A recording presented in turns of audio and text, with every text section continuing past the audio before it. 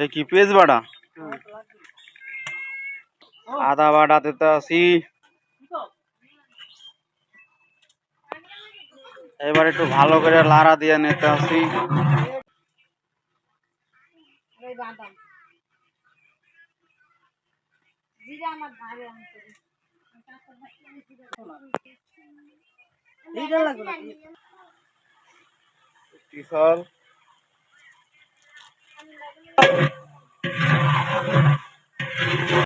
বন্ধুরা, যেই গোশটা আমরা তেলে ভাজতে আছি এটা কিন্তু ব্রয়লার মুরগি। এই ব্রয়লার মুরগি দিয়ে আজকে ভুনা খিচুড়ি পাকাবো মিনিকেট চাল দিয়ে।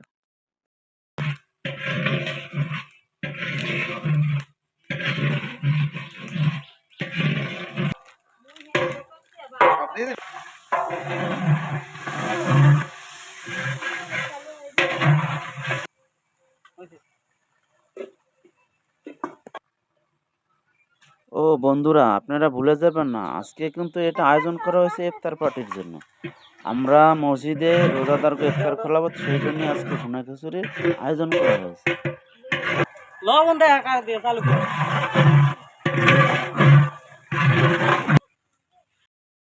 আমাদের গোস্ত কষানো শেষ, সাবধানে ডেক নিয়ে যাইও। এবার আমরা রাইস পাকানোর জন্য তৈরি করে নেব সবকিছু।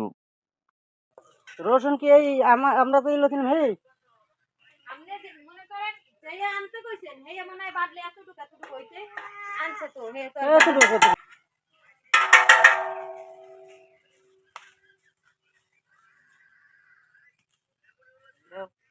কই দাও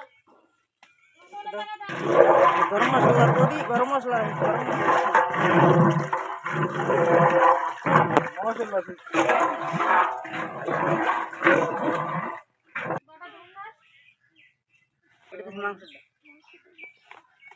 এটা দাও যাবে জিরার পানি দাও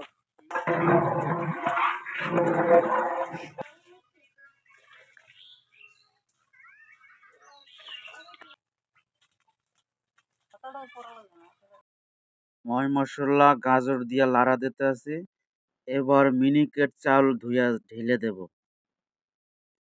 আপনারা দেখেন, মিনিকেট চাল দিয়ে আমরা ভুনা খিচুড়ি পাকাবো আজকে। সাথে দুধ দিয়ে দিয়েছি, গুঁড়া দুধ। একটু লাড়া দিতে হবে, সাথে একটু তৈল দিয়ে দিতে আছি, যাতে জানি জিনিসটা নিচে জানি বা পাতিলের সাথে জানি নাড়া লাগে না পড়ে। এখন চালটা আমরা ঢেলে দিতে আছি। মুগ ডাইলও ঢেলে দাও। প্রিয় বন্ধুরা, এবার কিন্তু আমাদের রাইস কিন্তু উতলাই গেছে, হওয়ার কাছাকাছি। এখন আমরা একটু সস দিয়ে দিতে আছি, যাতে জানি টেস্টটা একটু ভালো হয়। আর সাথে সাথে আমরা গোশটাও মিক্সার করে দেব, যাতে জানি রাইস আর গোশ একসাথে হয়ে যায়। ভালোভাবে মিক্সার করে দেব, আপনারা দেখতে থাকেন। এখন একটু লাড়া দিয়ে দিতে আছি।